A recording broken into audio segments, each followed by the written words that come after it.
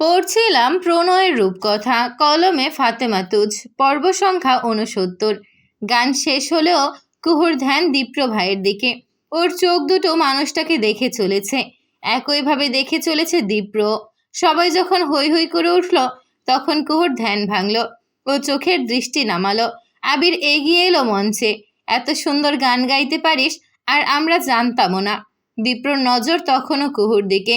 ও কণ্ঠের খাদ নামিয়েও বলল, এটা স্পেশাল কারো জন্য। ওহো, আমরা বুঝি স্পেশাল হলাম না? না, হলি না, বলে উঠে দাঁড়ালো দীপ্র। নজর ঘুরিয়ে বলল, শালা, তোদের তো খুব মজা চলছে। বিয়ে করেই বউ নিয়ে সুখে শান্তিতে সংসার করবি, আর আমার তো প্রেমটাও হলো না ঠিকঠাক। আবির ঠোঁট বাঁকিয়ে হাসে। দীপ্রর কানের কাছে এসে বলে, ভাই, তোর কপাল কিন্তু আরও ভালো। কুকে যেভাবে ইচ্ছে সেভাবে ম্যানেজ করতে পারবি, আর আমাদের কপাল একটু কিছু হলেই খেয়ে ফেলবে। দীপ্র মৃদু হাসলো। দেখতে পেল কুহু জায়গাটি থেকে সরে যাচ্ছে। ও বলল, আমি যাচ্ছি। কোথায়? যেখানে যাওয়ার কথা। বলেই লাফিয়ে নেমে গেল দীপ্র। আয়ানা একপাশে দাঁড়িয়েছিল। ওর আর সহ্য হচ্ছে না। ও পেছন পেছন ছুট দিল। কিছু দূরে যেতেই ডাক পড়ল। দীপ্র পেছন ফিরে চাইল। আয়ানা এলো সামনে। মুখে বিরক্তি সরিয়ে চোখে মুখে আনলো অন্যরকম দ্যুতি। আমাকে কেমন লাগছে? খানিক এগিয়ে এসে বলল। দীপ্রর চোখ দুটো আয়ানার মুখ বরাবর। ও নজর সরাচ্ছে না, অথচ আয়ানা চাচ্ছে দীপ্র নজর সরাক, ওকে ভালোভাবে দেখুক। বলো, কেমন লাগছে? খুব সুন্দর। কুহুর থেকেও। এই পর্যায়ে দীপ্রর চোয়াল ভারী হলো। ও এক পা এগিয়ে এসে বলল, শাট আপ আয়ানা। কখন কি প্রশ্ন করতে হয় এই বোধটুকু আজও হলো না তোর। ও ভয় পেল না, বরং কাছে এগোলো। ফট করেই দীপ্র বুকে হাত রাখলো। দীপ্রর চোখ দুটো রক্তিম হলো। কখন আর বলবো? বলো, তুমি কখন শুনতে চাও? আমি তখন সেভাবেই তোমার কাছে আসব, তুমি যা চাইবে। দীপ্রর এত রাগ হলো, ও হাতটা উঁচু করেও থেমে গেল। আয়ানা অবশ্য দমল না। মারবে? মারো, মারো প্লিজ। তবু আমার হয়ে যাও, আমার হয়ে যাও। আমি জানি কুহুর সাথে তোমার কোনো ভালোবাসার সম্পর্ক নেই। ওর সেই যোগ্যতাই নেই। ওর মতন মেয়ে তোমাকে কিভাবে বুঝবে? আমি জানি তো সব। তুমি তুমি কুহু যেতে যেতে থেমে গিয়েছিল। ও দেখেছিল দীপ্র ভাই আসছেন। যখন দেখলো আর দেখা যাচ্ছে না, তখন ফিরত এসেছিল পেছনের দিকে। ঠিক তখনই এসে এই ঘটনা চোখে পড়ল। কথাগুলো কানে যেতেই কুহুর বুকের ভেতরটা কেমন করে উঠল। ও পেছন ফিরতে গিয়ে একটি ইটের সাথে আঘাত খেল। ব্যথায় উহু বলে শব্দ করতেই পেছন ফিরল দীপ্র। দেখতে পেল কুহুকে। ও কুহু বলে ডাকতেই কুহু দ্রুত উঠে গিয়ে স্থানটি ত্যাগ করল। আয়না পুনরায় দীপ্রকে চেপে ধরল। দীপ্র এবার নিজের রাগটি সামাল দিতে ব্যর্থ হলো। আয়ানাকে এক ধাক্কায় সরিয়ে দিল। চোয়াল শক্ত করে বলল, আই সয়ার আয়ানা, যদি না তুই আমার কাজিন হতি, ছোট থেকে তোকে আদরে না রাখতাম, তোকে চট দিতে আমি দুবার ভাবতাম না। তোর আর কুহুর মাঝে ডিফারেন্স এই জায়গাতেই। ও তোর মতো নির্লজ্জ নয়, নিজেকে শো অফ করে না কখনো। ঠিক এই কারণেই কুহুকে আমি ভালোবাসি আমি কুহুকে, যে আমার স্ত্রী। দীপ্ত বড় বড় কদমে স্থানটি ত্যাগ করল। আয়ানা ঠায় দাঁড়িয়ে। ওর দু চোখে জল চিকচিক করছে। ও দীপ্তর যাওয়ার পানে চেয়ে বলল, আমি আর সহ্য করব না, আর করব না। তোমরা প্রত্যেকে এর ফল ভোগ করবে, প্রত্যেকে ফল ভোগ করবে। কিছু দূর গিয়ে কুহুর দেখা পেল দীপ্র। মেয়েটি খুঁড়িয়ে খুঁড়িয়ে হাঁটছে। দীপ্র ডেকে উঠল, কুহু।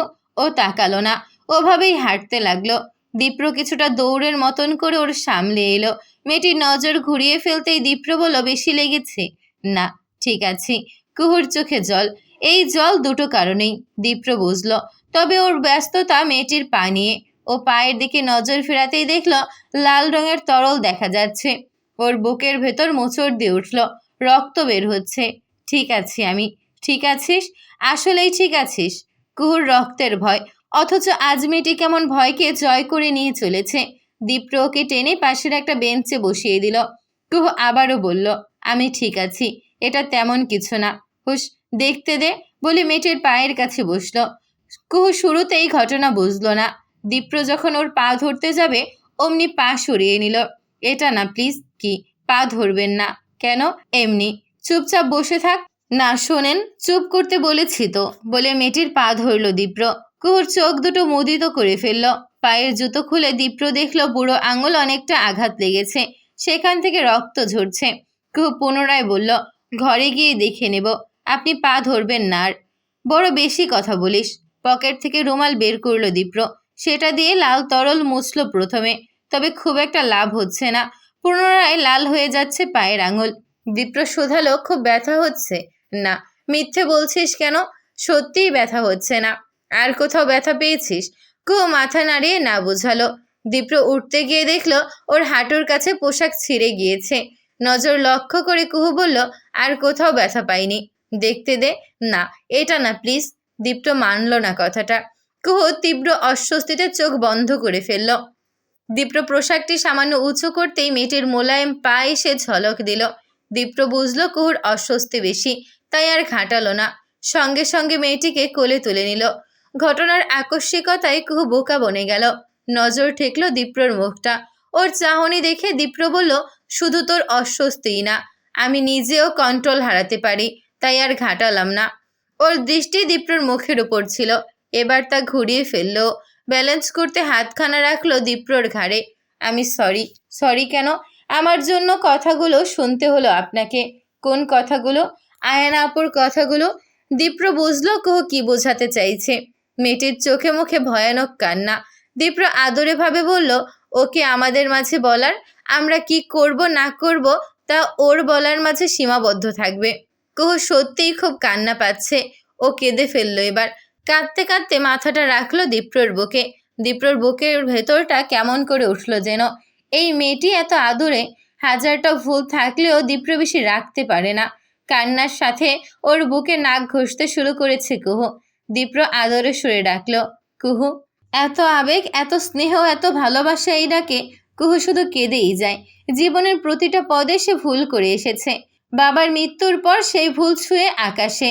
দীপ্র পুনরায় বলল, তুই কেন কাঁদছিস বোকা? কান্নাটা কোনো মতে গিলে মিনমিনে সুরে কুহু বলল, আমার জন্যই সবটা হয়েছে। শুরু থেকে আমিই দায়ী। সব কিছু। হুস, তুই কোনো কিছুর জন্য দায়ী না কুহু। সবটা তোর পরিস্থিতি, তোর মানসিক অবস্থা। আমি তো বুঝি জান। কুহুর এই মুহূর্তে চিৎকার করে কাঁদতে ইচ্ছে করছে। এই মানুষটাকে ও একটা সময় ভুল বুঝেছিল।